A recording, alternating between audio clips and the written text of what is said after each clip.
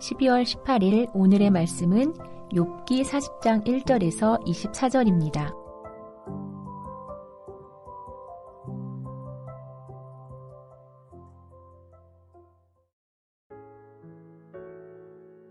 여호와께서 또 욥에게 일러 말씀하시되 트집 잡는 자가 전능자와 다투겠느냐 하나님을 탓하는 자는 대답할지니라.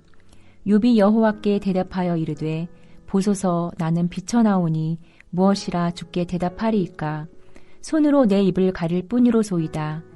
내가 한번 말하였사온즉 다시는 더 대답하지 아니하겠나이다.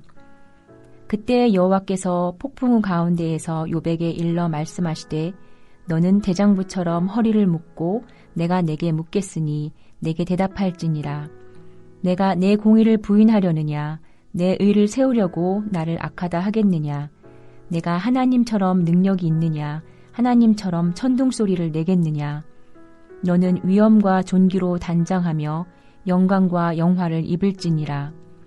너의 넘치는 노를 비우고 교만한 자를 발견하여 모두 낮추되 모든 교만한 자를 발견하여 낮아지게 하며 악인을 그들의 처수에서 짓밟을지니라. 그들을 함께 진토에 묻고 그들의 얼굴을 싸서 은밀한 곳에 둘지니라. 그리하면 내 오른손이 너를 구원할 수 있다고 내가 인정하리라. 이제 소같이 풀을 먹는 배의 못을 볼지어다. 내가 너를 지은 것 같이 그것도 지었느니라. 그것의 힘은 허리에 있고 그 뚝심은 배의 힘줄에 있고 그것이 꼬리치는 것은 백향목이 흔들리는 것 같고 그 넓적다리 힘줄은 서로 얽혀 있으며 그 뼈는 놋관 같고 그 뼈대는 쇠막대기 같으니 그것은 하나님이 만드신 것 중에 으뜸이라. 그것을 지으신 이가 자기의 칼을 가져오기를 바라노라. 모든 들짐승들이 뛰노는 산은 그것을 위하여 먹이를 내느니라. 그것이 연잎 아래에나 갈대 그늘에서나 늪 속에 엎드리니 연잎 그늘이 덮으며 신의 버들이 그를 감싸는도다. 강물이 소용돌이 칠지라도 그것이 놀라지 않고 요단강 물이 쏟아져 그 입으로 들어가도 태연하니 그것이 눈을 뜨고 있을 때 누가 능히 잡을 수 있겠으며 갈고리로 그것의 코를 꿰을 수 있겠느냐. 안녕하세요. 욥기 40장 1절부터 24절을 묵상하겠습니다. 하나님께 계속 질문했던 욥은 이제 질문을 받습니다. 여호와께서는 욥의 불평의 의미를 정확히 지적하는 날카로운 질문을 하십니다. 욥이 자신의 의로움을 끈질기게 변호했던 것은 하나님이 고치셔야 한다는 것을 암시했습니다. 하나님의 첫 번째 말씀인 38장부터 39장에서 자신의 위치를 보이신 하나님은 이제 고쳐야 할 부분에 대해 욥에게 설명할 기회를 주십니다. 2절입니다. 트집 잡는 자가 전능자와 다투겠느냐?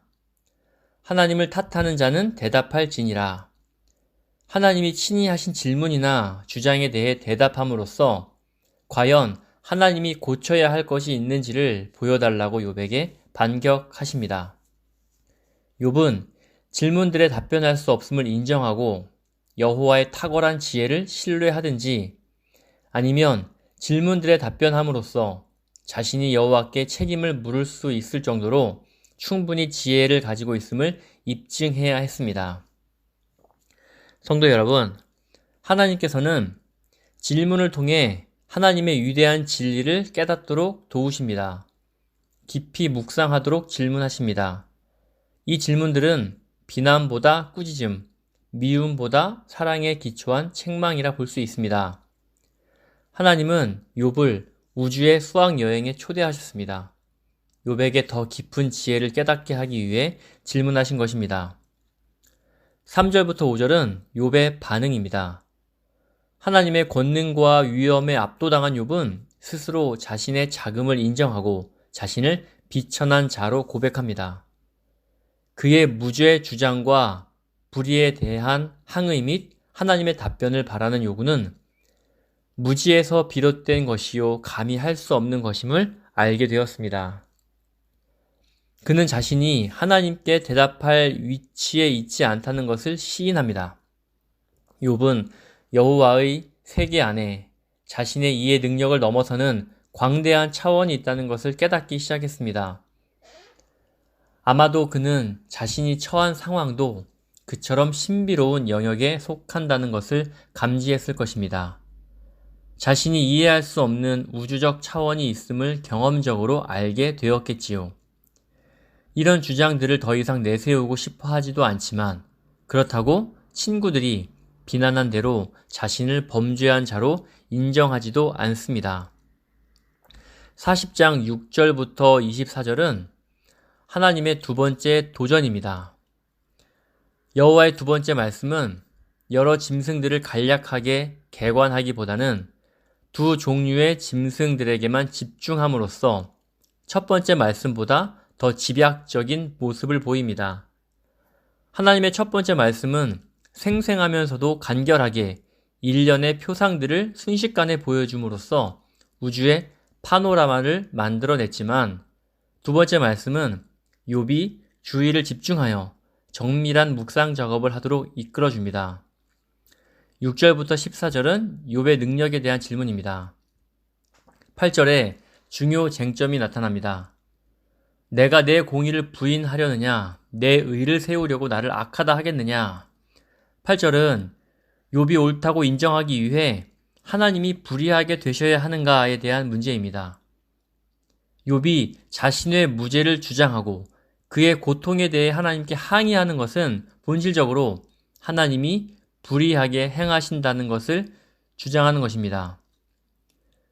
보상신학의 입장을 취하고 있는 욥은 하나님께서 자신의 의를 빼앗아 가셨다고 말함으로써 하나님을 희생시키고 자신을 정당화하려고 했습니다.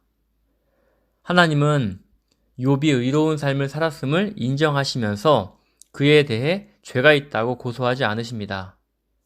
그러나 하나님과 그의 종과의 관계가 회복되려면 자기 의로움을 주장하면서 하나님이 잘못하신다는 욥의 태도는 변화되어야 하고 하나님의 의로운 세계 통치에 대한 불평은 정정되어야 했습니다.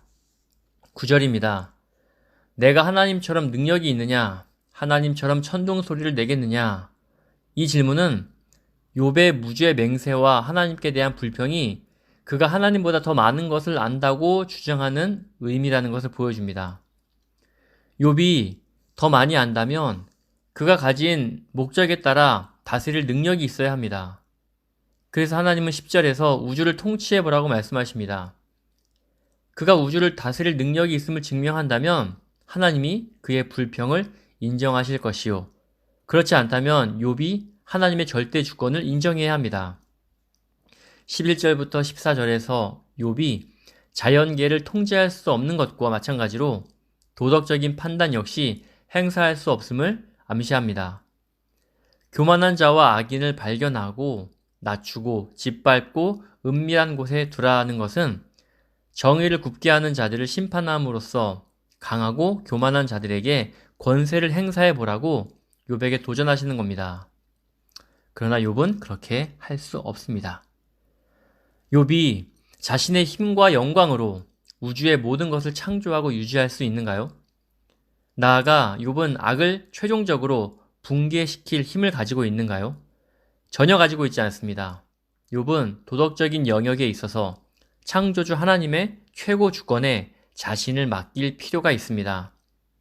욥은 세계 안에서 엄격한 보상 개념을 적용하지 않는 것에 대해 여호와께 잘못이 있다고 말해서는 안 됩니다. 정의의 궁극적인 실현을 하나님께 맡겨야 합니다. 마지막 15절부터 24절은 베헤못에 대해서입니다. 이 짐승의 정체에 대해서는 많은 논란이 있습니다. 지상의 동물에서부터 신화적 괴물이라는 견해까지 다양하죠. 그러나 사실적이고 자세한 묘사는 신화적 존재라고 보기 어렵게 합니다. 여기서 분명히 밝히는 것은 15절입니다. 내가 너를 지은 것 같이 그것도 지었느니라. 즉 베헤못과 욥이 똑같이 여호와의 피조물이라는 것입니다.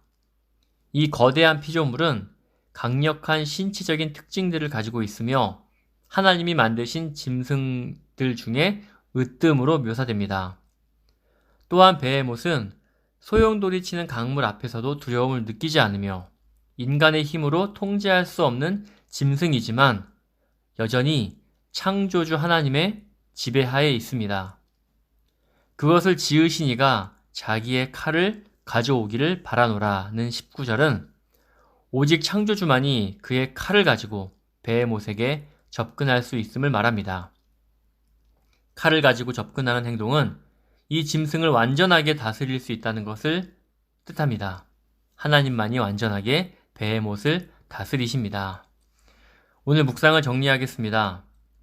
하나님은 욥에게 창조의 모든 현장을 다 보여주십니다.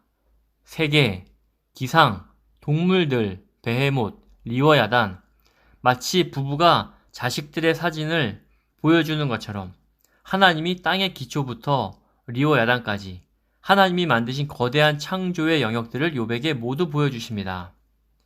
하나님이 만드셨기 때문에 하나님이 그것을 양육하시고 보호하시고 그것들이 존재하게끔 이끌어 가시는 것을 보여주십니다. 이 세상에는 생기가 없는 것은 하나도 없습니다.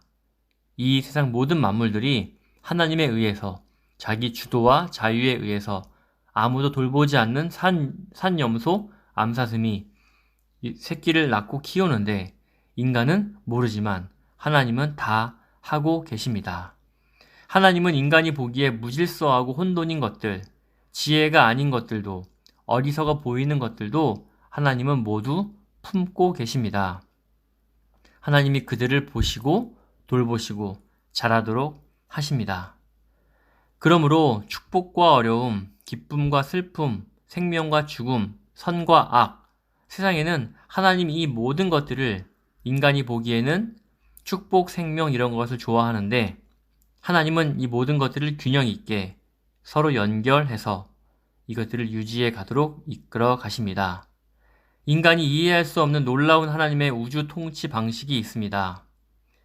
인과응보는 하나님이 말씀하신 구조의 일부에 불과합니다. 근본적이지만 이 모든 것을 다 설명할 수 없습니다. 성도 여러분, 욥기를 묵상하면서 욥기가 말하는 지혜가 무엇인지를 꼭 기억했으면 좋겠습니다. 욥기는 인간의 유한함과 하나님의 광대하심과 전능하심, 절대 자유의 하나님을 인정하고 받아들이고 순복하는 것이 지혜이다 라고 말합니다. 욥기가 들려주는 지혜를 가지고 오늘 하루 살아가시길 부탁드립니다. 아멘.